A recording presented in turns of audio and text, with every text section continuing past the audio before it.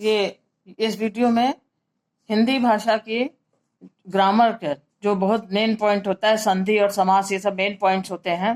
तो इस वीडियो में मैं आपको संधि के बारे में समझा रही हूँ कि संधि होती क्या है। ठीक है, बहुत तरह की होती है, बहुत सारे भेद इसके होते हैं, लेकिन पहले ये देखिए संधि है क्या। ठीक है, तो इसको पहले यहाँ शॉर्ट में समझाने की कोशिश कर रहे हैं। संधि है क्या इसके बारे में।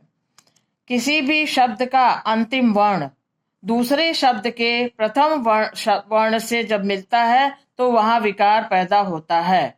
ध्यान दो, पहले शब्द का अंतिम वर्ण और दूसरे शब्द का प्रथम वर्ण जब मिल जाता है तो वहां एक विकार होता है, मतलब कुछ चेंज होता है, कुछ परिवर्तन होता है। ठीक, और जब वो परिवर्तन होता है मतलब उसमें कुछ चेंज होता है, कुछ परिवर्तन होता है, और जब दोनों अक्षर मिल करके कुछ चेंज होते हैं तो एक नया अक्षर वहां बन जाता है ना। जैसे 2 2 जब 4 मल्टीप्लाई करते तो 4 आ जाता है, उसी तरह से यहाँ जब दो अक्षर मिलते हैं तो कुछ नया अक्षर बन जाता है। और दोनों अक्षर को मिलने के बाद जब एक नया अक्षर बनता है तो फिर जब उस शब्द को हम लिखेंगे तो शब्द ही नया हो जाता है।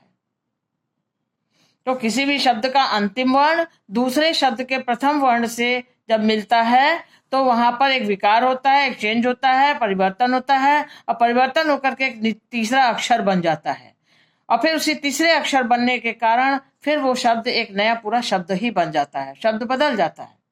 जैसे अ प्लस आ बराबर आ, शिव प्लस आलय, शिव प्लस आलय, व में अ मिला है, इतना तो पता है। क ख ग घ अंग ये व्यंजन है, आ आ ई उ ऊ ये सब स्वर होते हैं, और बिना स्वर के मिलाए हम किसी भी व्यंजन का उच्चारण ही नहीं कर सकते ना, हम बोल नहीं सकते हैं उसको, क्योंकि उसमें स्वर मिलाना ही पड़ेगा हमको। तो जैसे व में अ मिला है, अगर कोई मात्रा नहीं मिली है तो व में अ मिला हुआ है, तो व को जब हम इसमें से स्वर निकालेंगे वह हलंत के साथ मतलब बिना स्वर के निकल आएगा, और यहाँ पे निकलेगा अ प्लस आ बराबर हो जाएगा शिवालय। यही जो अ यहाँ निकलेगा, अ के बाद आ निकटतम वर्ण जुड़ते हैं, वह तो निकल के इधर आ जाएगा, निकलेगा इधर अ, तो अ के सामने आ आएगा, तो अ और आ मिलकर के जो ये कह रहा है शिवालय, आ की मात्रा यहाँ लग जाएगी शिवालय।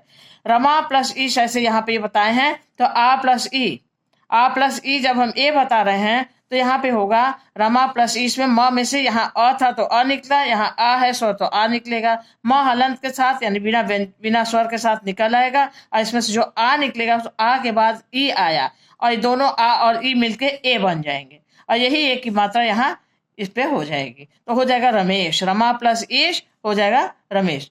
ये शॉर्ट में यही सब तरीका। तो हुआ क्या कि परिभाषा क्या हुई, कि परिभाषा संधि की क्या हुई कि दो वर्णों के मेल से उत्पन्न विकार यानी परिवर्तन को संधि कहते हैं।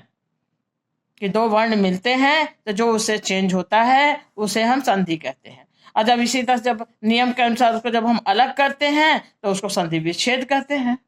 ठीक है, संधि के बहुत सारे भेद हैं, ये आगे हम डिटेल में समझाएंगे, तब आपको अच्छे से समझ में आ जाएगा। पहले संधि का बस यही है कि दो आगे प्रथम शब्द का अंतिम वर्ण और दूसरे शब्द का प्रथम वर्ण जब मिलता है तो नया शब्द बनाता है, और उस नए शब्द के कारण एक नया व्यंजन, एक नया शब्द तैयार हो जाता है। नए वर्ण के कारण एक नया शब्द तैयार हो जाता है, इसी क्रिया को हम संधि कहते हैं। ठीक है, परिवर्तन को संधि कहते हैं।